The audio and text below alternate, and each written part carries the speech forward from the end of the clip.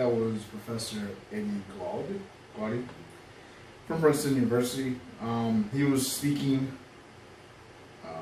on the shootings this past week and the rhetoric that our president's been speaking, and just the history, and just the ugly history of the country we live in. It's your boy Franco.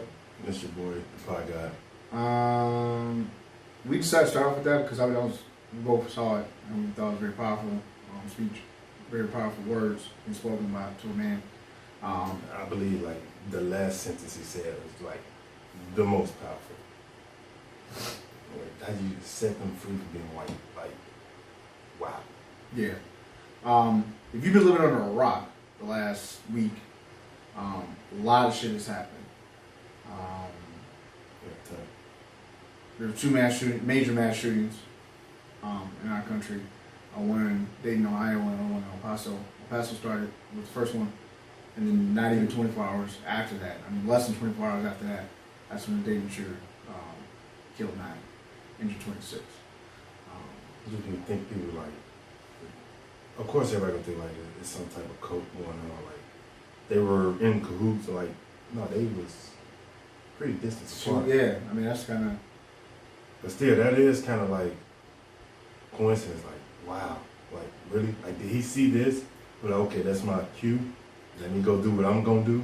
Well, initially when the shootings kicked off, first off, let's just kind of go with each shooting and kind of talk about it. So the El Paso shooting kicked off on this week. What was it? I want to say Friday. It's Friday. Friday. It's President. No, it was Saturday, going into Sunday. There was out drinking. With the day one. So 22 people were killed in El Paso, a dozen injured in a shooting inside of a Walmart.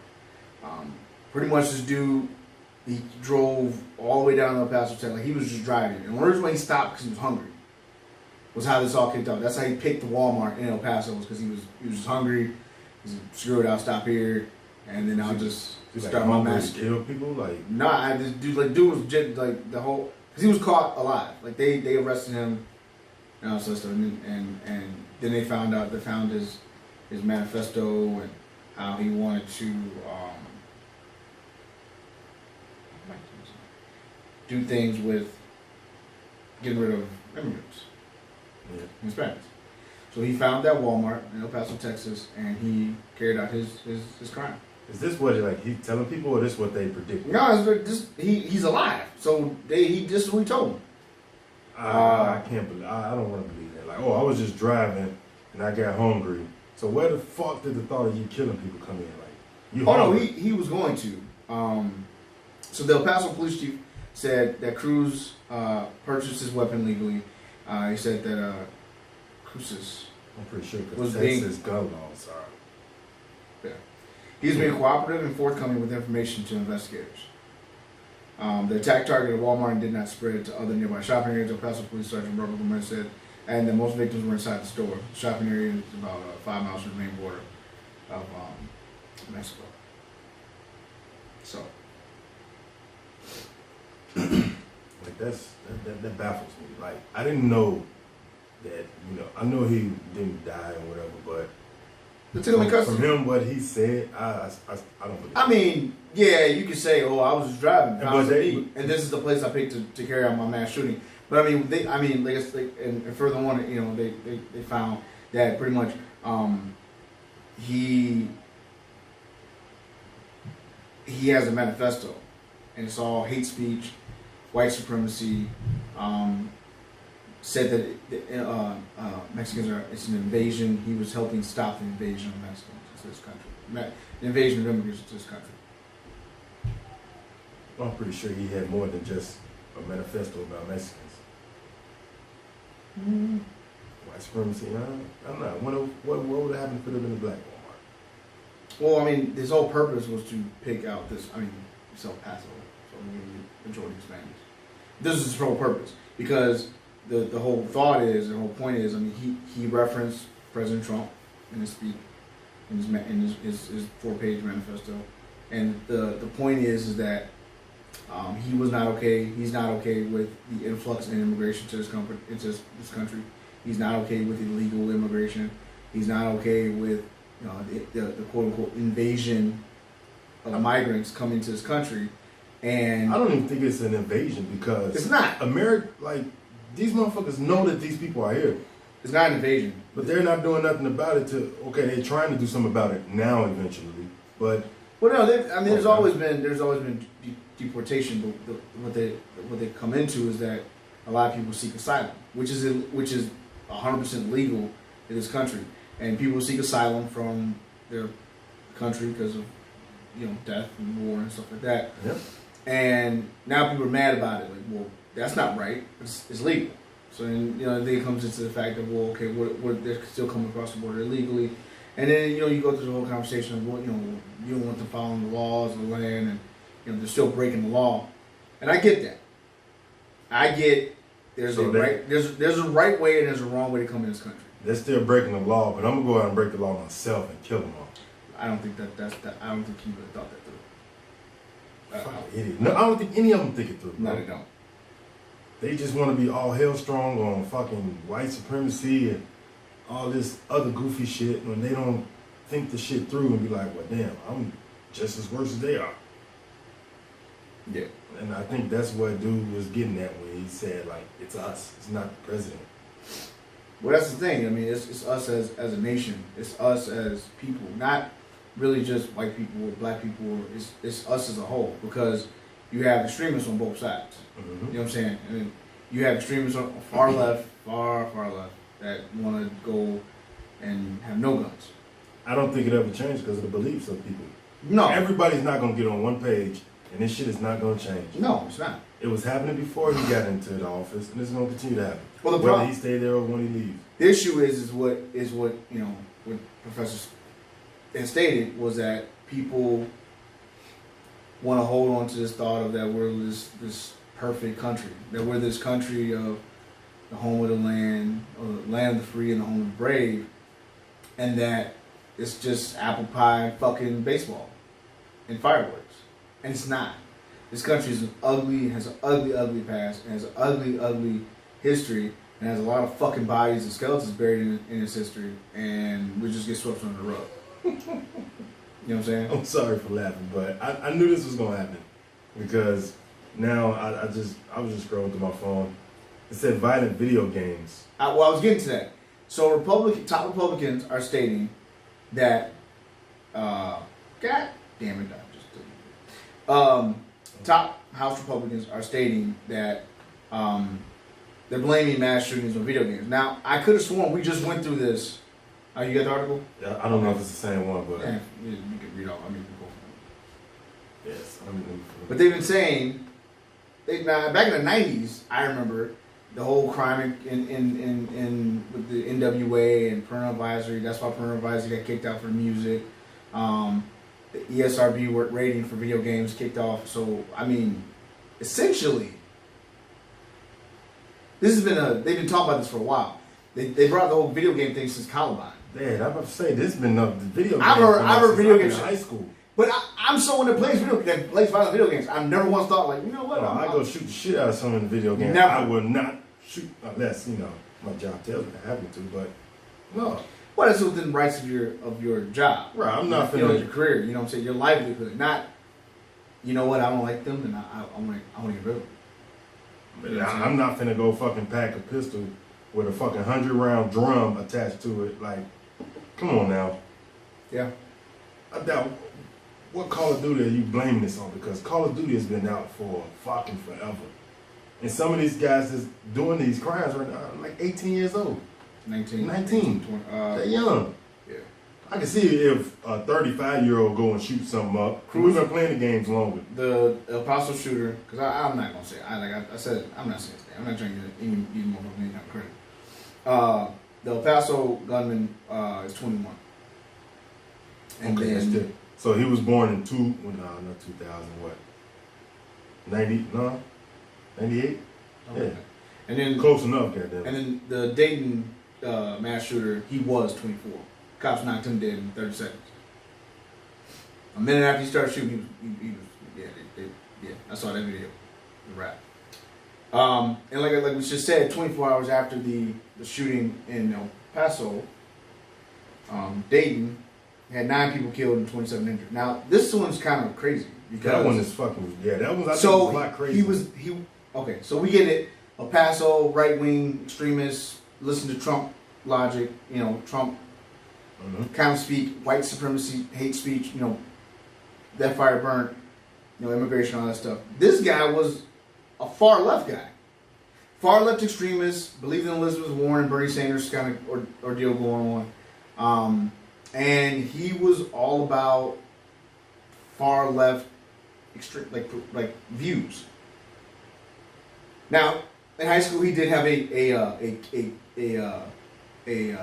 was it? A hit list, a kill list? Oh yeah. And a rape list. Yeah. Now that's now if you have okay, now again if you have a kill list, one or the other, but well, no, you can't. You shouldn't have either. You shouldn't have either. But I mean, well, let's not say it might not have been a rape list. It might have been like, damn, I love to fuck her. Right. Not like it's probably one of them type lists. Don't have rape and list at the top because then it's kind of fun. It's really fucked up. That is fucked up. But he had a kill and a rape list in high school. Now his girlfriend at the time said, "Oh, you need help." Obviously, she didn't stay with him, and you're not blaming her for that because she ain't got. I mean, that's not. She has no obligation to her.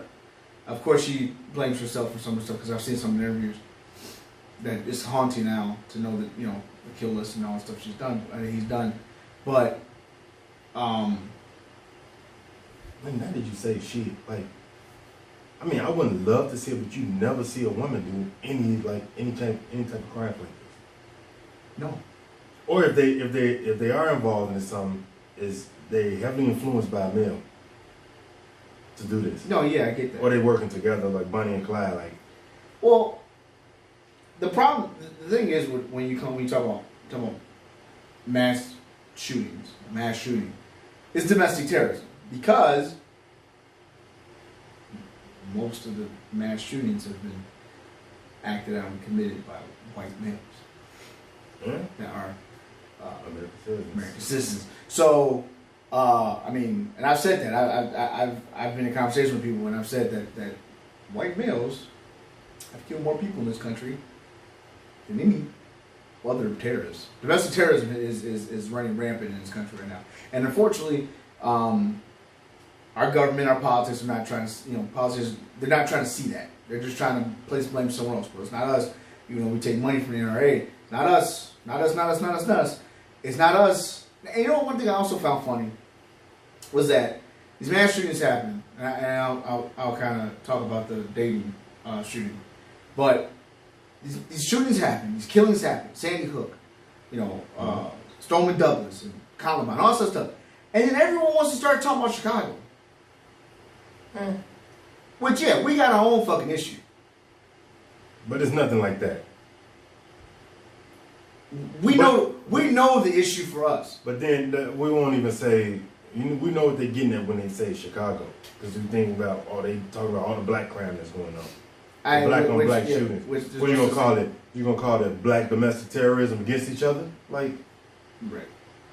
Come on, man. Like, no. Like what you guys are doing over there in the other cities, by far different than what I feel as though there is a difference. They're both sad. They're both super unfortunate, super sad, and really fucked up. And I really don't think that banning all the guns or taking everyone's guns is going to work. I also don't think arming everyone will work because not everyone knows how to shoot. Right. There's people. I'm all for people owning a handgun. I'm all for people for hunting for means of not game, but for sport. I'm all for hunting for means of nourishment, food, survival. Survival. That's. Well, they probably say these guys are hunting for survival because you go shoot down a bunch of Hispanics. Survival of white man. But I never understood that. I never understood like the talking goes from like let's and then it's crazy because obviously when a white male goes shooting on a shooting skipping spree, everyone starts talking about mental health. Yeah, I was that. That's exactly what I was just thinking. But here's the key. Oh, he was so troubled, so the government is to blame because they shut down all the. No. You know, actually, that's true. See, here's my point. Now, I was working as a paramedic back when I would take patients to mental health facilities, to Madden, to Tinley Park, to River's Edge, to all these places that serve that. Hartgrove, all these places that serve. You just named 5 in the Chicagoland area alone.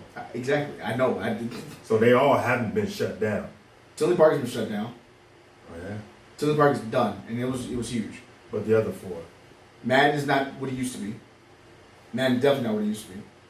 Linden Oaks, which is out west, that's not. They don't take government aid really. I think they take private insurance, so that's why they're still operating.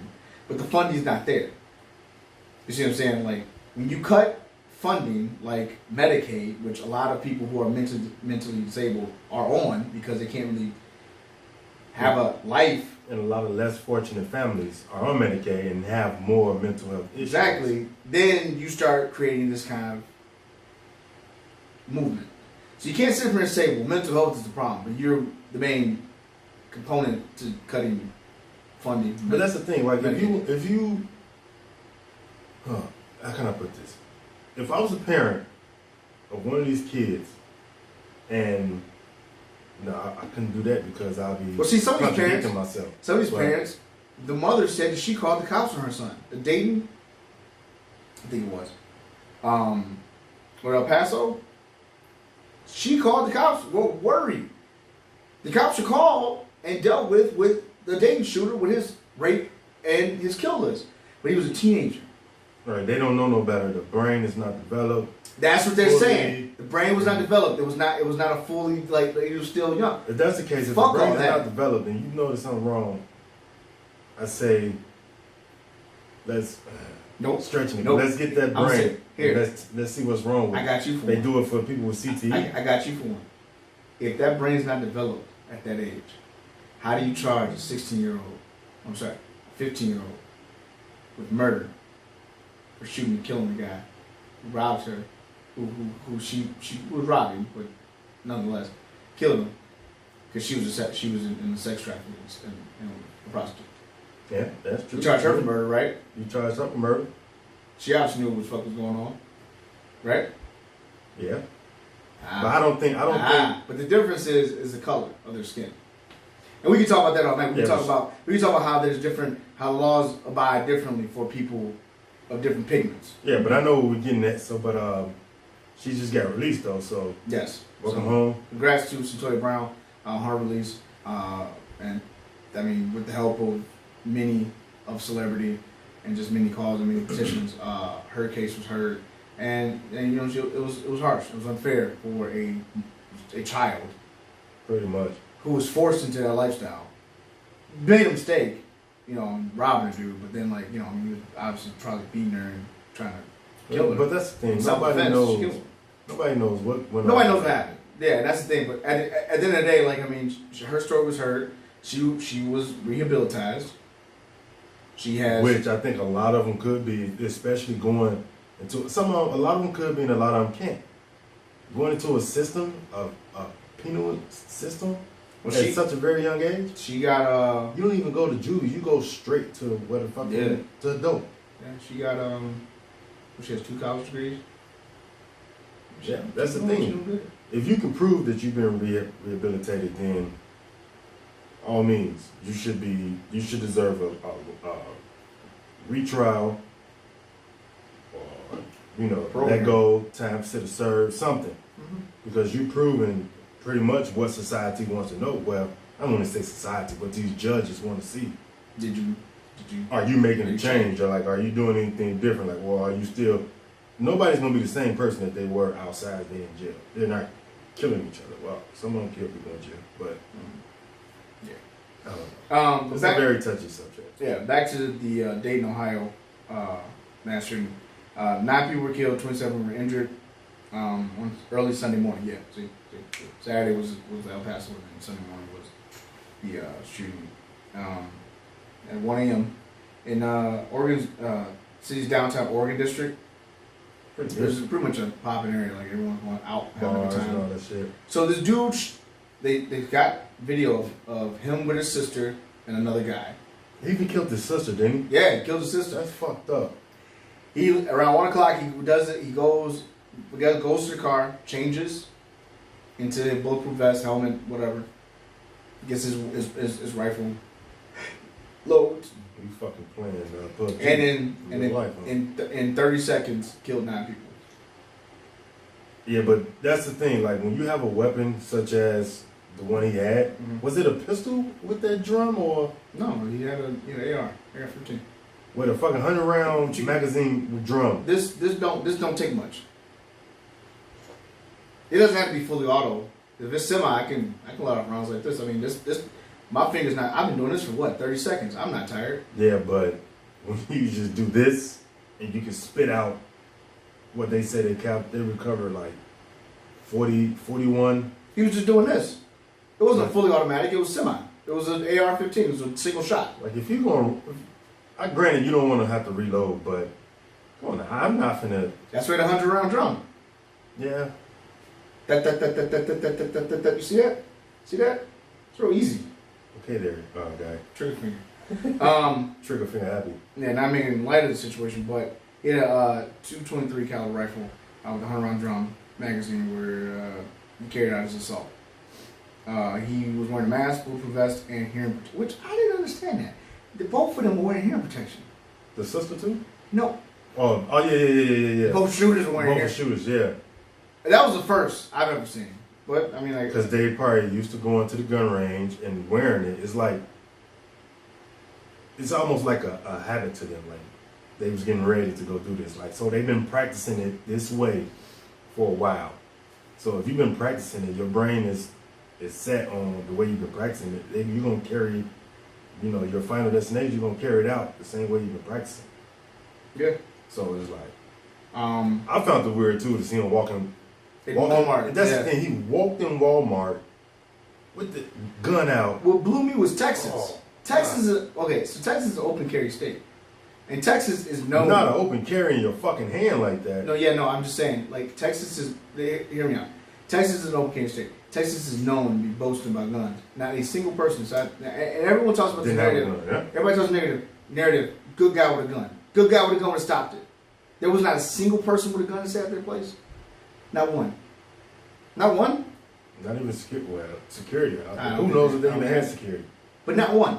In Texas, the statistics show that like 1 in 4, 1 in 5, 1 in whatever amount of people have a weapon inside of Texas. But if you think about it, he was going after immigrants. Like, if you here illegally and you get caught, I doubt if you're gonna have a weapon. It ain't all fucking immigrants in El Paso, all right? True, but that's what he was going after. I get that. Even though it wasn't none of them part of. I understand it, but what I'm saying is, in that Walmart, there was not one person that carried a weapon legally. This good guy. What I think happened. What time did this happen? That's a good question. Not sure. But my thought is this: if you, and this is where I come in, where people say, "Oh, if a guy, if I was there and I had my weapon, that wouldn't start." You don't know what would happen if you start hearing shots ring out. This could have been a day you was like, you walked out the house and forgot to get your weapon. I've done it, but then feel like going back in the house to get it because you're already. Come on now. I've done it a few times. Or it could be a day. Not saying that you should do it. But you had your weapon on you and you got uncomfortable in the car. You took it out, put it on your seat, and you got out and left it there. Never done that. So, just saying. It's just, and then, and even if you had it on you, you've never been, unless you've been inside of a shootout, you don't know what it's like to hear that kind of ammo, kind of ammunition coming out, that caliber coming out of a weapon, and you don't know what you're going to do in that situation. No one knows what you're going to do in that situation. Even if you're trained, you don't know what, hell, at the Stoneman Douglas, they fired that cop, the school resource officer, because he didn't react fast enough. The other cop, they were trying to get was that the shooter for Las Vegas? They fired the cop in Las Vegas because he didn't react fast enough. Yeah, that's ridiculous. And then just for a little statistics, I just was skimming through and I seen that there was only at least 8 that were of Mexican descent that were killed. Right. So you pretty much going out here. You going after these 7 people, but I guess once you get in the mood, you killing all, even your own kind. I don't think white supremacists agree with that. I mean, you still got. I mean. Honestly. Oh, you did good, son. You sacrificed some of our own to help promote. Yeah, for the. Come on. I don't know. I'm not a white supremacist, but so now the whole thought is we're gonna blame Trump. We're gonna blame Donald Trump. We're gonna blame the president. The president's the reason why all this stuff's kicking off. Now, I will say this: he definitely does ignite the fuel. And that's what I was gonna say. I don't believe he's the root cause of it. Like I'm not gonna blame him for that. Like we said earlier, this has happened before. He's a manifestation of it. I feel like he's giving people the pass that it's cool. Our president could do it, so I'm really gonna fucking do it. But I saw people hanging black fucking figures and light them on fire when President Obama was in office in the streets of America. We thought that we were in another country. Like I've seen images of people doing heinous shit when President Obama was in office. And of course, a lot of people say, well, we've progressed in this country than before because we gave you Obama. It's like, no, you really haven't. Thanks for the 8 years out of the fucking 400 we've been here. You gave us Obama, but you gonna say a lot of us gave you Obama. Like, a lot of your people voted for him too. Yeah. Just to not give us him. And we believed in him. Right. And this mass shooting has kind of sparked a lot of just craziness. After these mass shootings have happened, other nations have called. You know how we, as a country, the U.S. put some travel bans to go to like Haiti when they had their shit going on? Yeah. Well, other countries are calling for us to. Hey, watch your travels to America. What? Hey. Don't go there, pretty much. It's like the whole thing with Dominican Republic, with everybody's going to drop them dead from drink. Hey, I wouldn't go over there and drink anything if I was you. Yeah. You go over there, you likely to get shot while shopping at Walmart. Japan's foreign minister is cautioning its citizens residing in the United States to be alert to potential for gunfire incidents after a spat of mass shootings in recent days. The concern came at least 2 other nations, Uruguay and Venezuela, issued 2 countries that Trump talks about all the time. Travel warnings for the U.S. in the wake of shooting in Gilroy, California, which was at the farmers market. Let's not forget about that. With it, the mass he killed 3, I believe. Dayton, Ohio, and El Paso, Texas, in which a total of 3 dozen people were killed. Japanese residents should be aware of the potential for gunfire incidents everywhere in the United States, a gun society, and continue to pay close attention to safety measures. The Minister of Foreign Affairs said in a statement. On Monday, Uruguay's foreign minister issued a statement warning citizens traveling to the U.S. to take precautions against growing indiscriminate violence, mostly from hate crimes, including racism and discrimination. They cautioned travelers to avoid places with large gatherings of people and cited the impossibility of the authorities to prevent these situations due to, among other factors, to indiscriminate possession of firearms by the population. That's a good question. So why is this considered domestic terrorism instead of hate crimes? I think they're going for both. Of course, they're going to, the one guy from El Paso, they're probably going to charge him with both, but it is the domestic. media has been, okay, it's domestic, but is all hate crime domestic? No. I don't think so. Okay, so if somebody from Mexico come over and kill a white person, that's a domestic hate crime? Well, he's not. No, he's a citizen. Illegal immigrant comes and kills. No, then that's not. No, the point of domestic terrorism is they're homegrown in this country. They're not from another country, come to this country, and then become domestic. But okay, that's like me. That's like me going around killing a bunch of white people. That's domestic terrorism. But also, and a hate crime. No, they slap that shit with a hate crime first. But they only doing it. Yeah, right. Because if it had been somebody else, the hate crime would definitely been thrown out there. And that's the point that I think the professor in the beginning of our show and other people are trying to make is that we're so cautious to call out racism, to call out the hate crime, to call out the sins of our country, because we feel in our minds want to believe we're better than that, we're past that, and we're not.